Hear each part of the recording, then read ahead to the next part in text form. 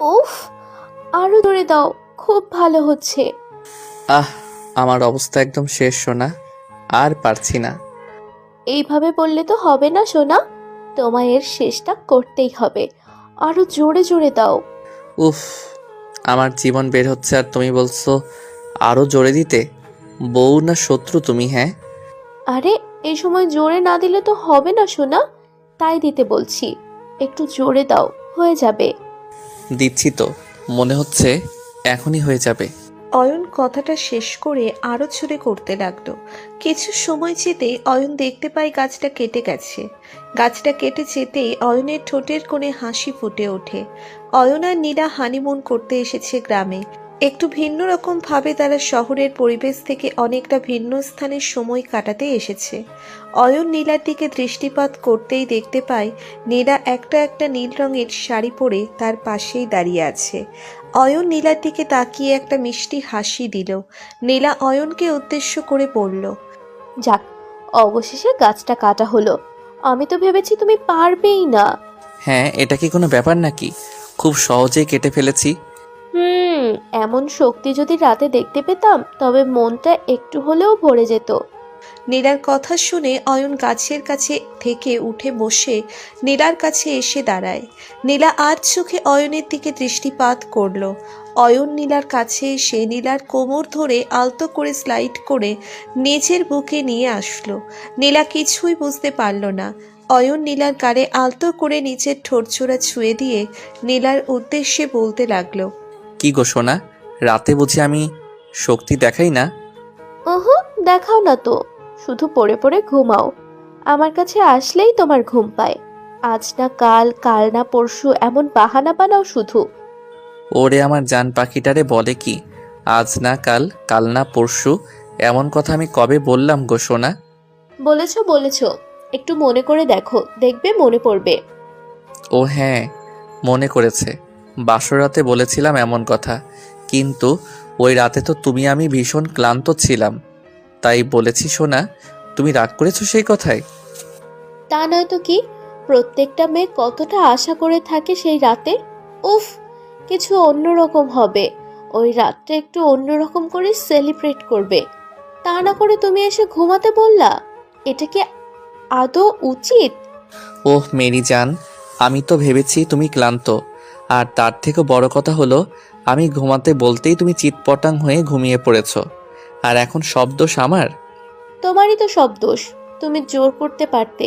আমি কি কিছু মনে করতাম নাকি? আচ্ছা আচ্ছা, সরি, আমি ভুল হয়ে গেছে। আমার কাছে সব রাত বাসরাতের মতোই লাগে। তবে চলো, সেই রাতের আদরটা এখন সুদে আসলে পরিশোধ করে দেই। না থাকা আর কিছু করতে হবে না। সেই রাত কি আমি আর ফিরে পাবো? আর ফিরে পাওয়া যাবে না। হো তাই? চলো চলো, এই ফাঁকা নির্জন বাড়িতে আমি আর তুমি, আবির, বিয়ে করে ফেলি। তারপর বাসর। আহ, সুখ শান্তি আদর ভালোবাসা একদম মাখামাখি একটা ব্যাপার হয়ে যাবে। চলো করে ফেলি আবার বিয়ে। বুঝতে পেরেছি, বুঝতে পেরেছি আমি। তুমি এখন পাগল হয়ে গেছো। আসছি আমি। রান্নাঘরে অনেক কাজ পড়ে আছে। আর তুমি এখানে দাঁড়িয়ে থেকো না। দ্রুত গাছটাকে এখান থেকে সরিয়ে দাও। তা না হলে পরে এই গাছের জন্য আবার না কোনো বিপদ হয়। এই নীলা, শোনো না।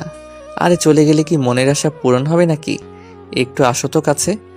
নীলা অয়নের হাতজোড়া নিজের কোমর থেকে আলতো করে সরিয়ে দিয়ে অয়নের কাছ থেকে চলে যায়। অয়ন নীলাকে উদ্দেশ্য করে কথাগুলো বলে, কিন্তু তাতে করে কোনো লাভ হয় না। অয়ন নীলার পিছনে আসতে নিতেই নীলা অয়নকে উদ্দেশ্য করে বলে, ভুলেও রান্নাঘরে এসো না সোনা। রান্নাঘরে আমি একদম দুষ্টুমি সহ্য করব না। তারপরও যদি আসো তাহলে তোমার কপালে মায়ের আছে, মায়ের। আসছি। নীলা কথাটা বলে চলে যায়। অয়ন গাছের সাথে একটু হেলান দিয়ে দাঁড়িয়ে থাকে। অয়ন ভাবছে তার স্ত্রী তাকে কেন নিজের কাছে টানে না। হানিমুনের আসল মজা তো তখন হয় যখন দুটি মানুষ কাছাকাছি পাশাপাশি থাকে, কিন্তু নীলা তো এই হানিমুনের একদম 12টা বাজিয়ে দিচ্ছে। অয়ন গাছের কাছ থেকে উঠে চলে আসে রান্নাঘরের কাছে। অয়ন রান্নাঘরে আসতেই দেখতে পায় নীলা রান্না করছে। অয়ন নীলার পিছনে দাঁড়িয়ে নীলার রান্না করা দেখছে। নীলা আপন মনে রান্না করে যাচ্ছে। অয়ন নীলার দিকে মুচকি হেসে একটু হেলে দুলে নীলার দিকে এগিয়ে আসে। নীলার কাছে এসে অয়ন নীলাকে পিছন থেকে শক্ত করে জড়িয়ে ধরে। নীলা আচমকা অয়নের এমন জড়িয়ে ধরায় বেশ ভয় পেয়ে যায়। নীলা ভয় পেয়ে ভয়ার্থ কণ্ঠে বলে ওঠে, এই কে? আহ সোনা, এইটুকু স্পর্শে কি কেউ কেঁপে ওঠে আর না ভয় পায়? এত বড় বাড়িতে আমি আর তুমি ছাড়া কে থাকবে বলো? অয়নের কথায় নীলা বেশ বিরক্ত হলো। অয়ন নীলার গালে আলতো করে চুমু খেয়ে নীলার ঘাড়ে নাকমুখ ঘষতে লাগলো। নীলা চরম বিরক্তি নিয়ে অয়নকে উদ্দেশ্য করে বলল, এইসব কি অয়ন?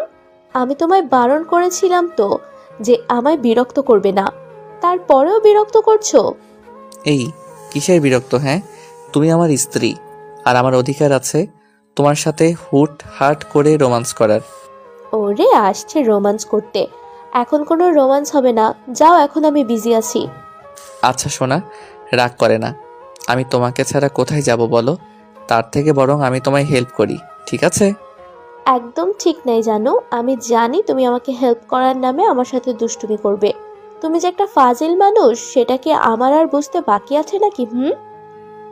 না গো না, এত বড় মিথ্যা অভিযোগ দিও না। আমি ভালো হয়ে গেছি। সত্যি? একদম সত্যি। হুম। নীলা আর কোনো কথা না বলে রান্না করতে মন দিল। অয়ন ও নীলার হাতে হাতে নিশার সকল কাজ করে দিচ্ছে, আর চোখে নীলার দিকে দৃষ্টিপাত করছে। নীলা অয়নের দিকে পাত্তা দিচ্ছে না। নীলা নিজের মতো করে কাজ করছে। হঠাৎ করে অয়ন নীলাকে একটু অবাক করে দিয়ে নীলার কোমরে আলতো করে নিজের হাতটা ছুঁয়ে দেয়।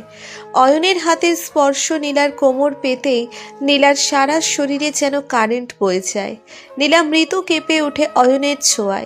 অয়ন বিষয়টা বুঝতে পেরে আরো গভীরভাবে নীলার কোমরে হাত বুলিয়ে দেয়। হাত বুলিয়ে দিতেই নীলা একটু বেসুরে কণ্ঠে অয়নকে উদ্দেশ্য করে বলে, এসব কি হচ্ছে অয়ন?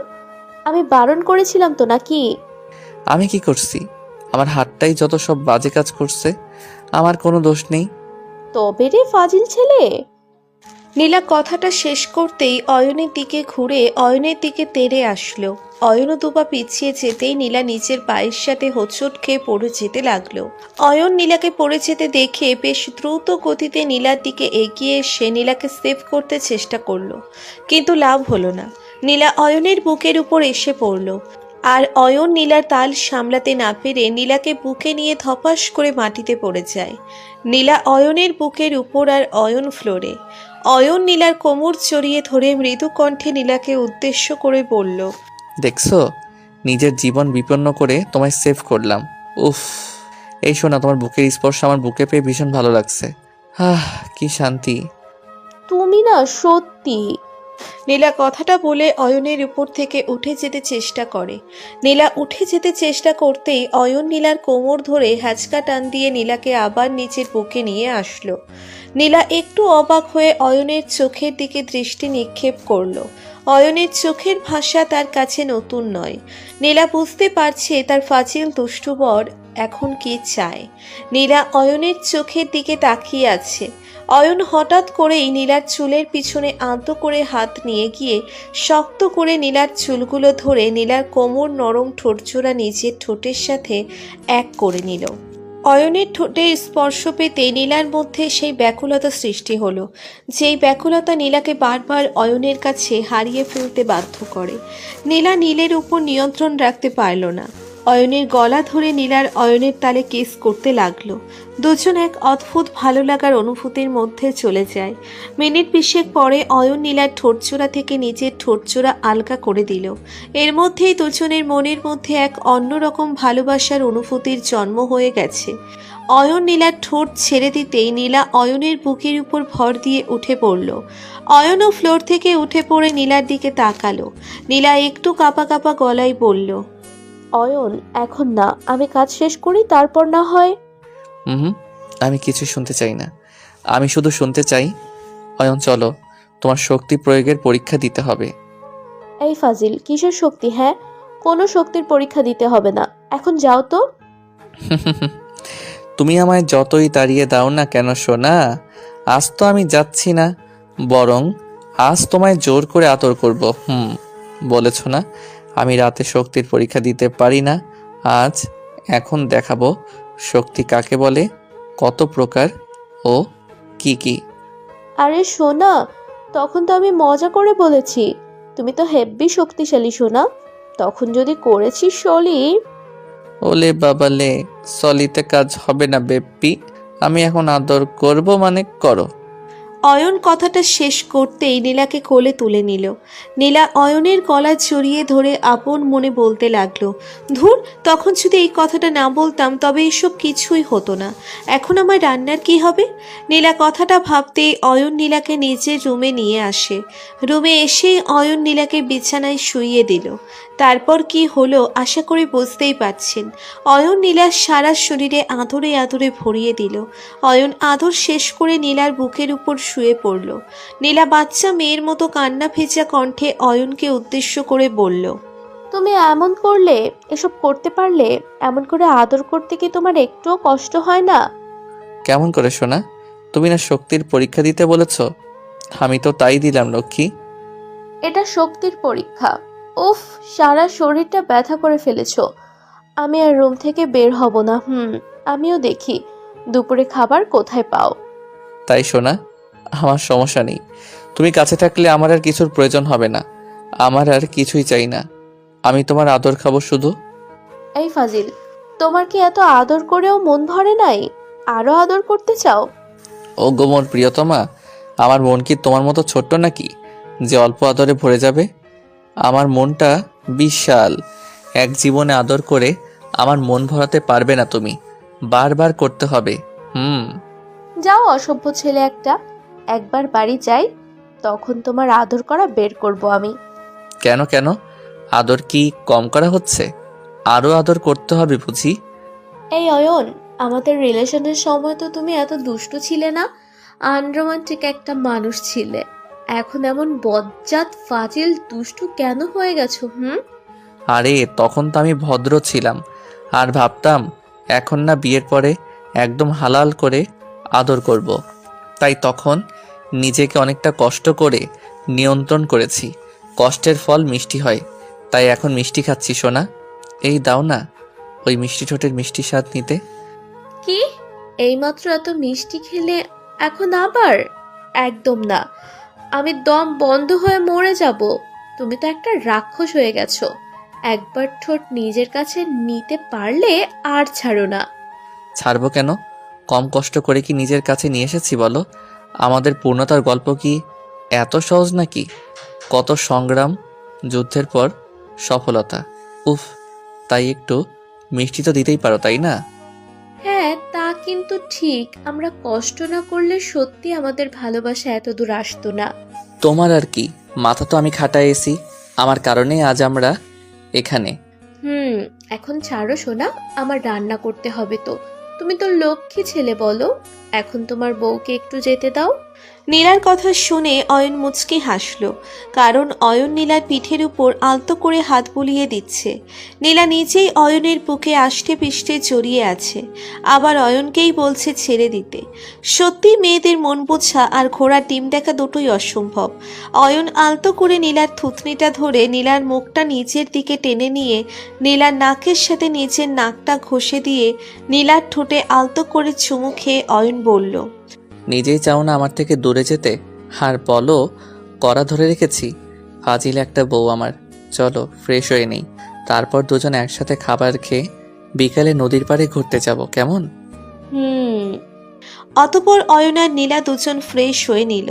আজকাল কার সম্পর্কের মাঝে পবিত্রতার থেকে অপবিত্র চাওয়া বেশি, যার ফল সম্পর্কের স্থায়িত্ব বেশি দিন স্থায়ী হয় না। আমাদের সকলের উচিত ভালোবাসাকে সম্মান দেওয়ার এবং সঠিক সময়ের জন্য অপেক্ষা করার। ভালো থাকুক নীলা আর অয়ন, সুখে থাকুক দুটি পবিত্র ভালোবাসার সম্পর্ক। হ্যালো বন্ধুরা, সবাই কেমন আছো? আশা করি সবাই ভালো আছো। আজকের গল্পটি আশা করি আপনাদের অনেক ভালো লেগেছে। তো যদি পেজ থেকে দেখে থাকেন তাহলে পেজটি ফলো করবেন, আর চ্যানেল থেকে দেখে থাকলে চ্যানেলটি সাবস্ক্রাইব করবেন। আর গল্পটা যদি ভালো লেগে থাকে তাহলে আপনাদের বন্ধুদের কাছে শেয়ার করবেন। সবাই ভালো থাকবেন। টাটা, আল্লাহ হাফেজ।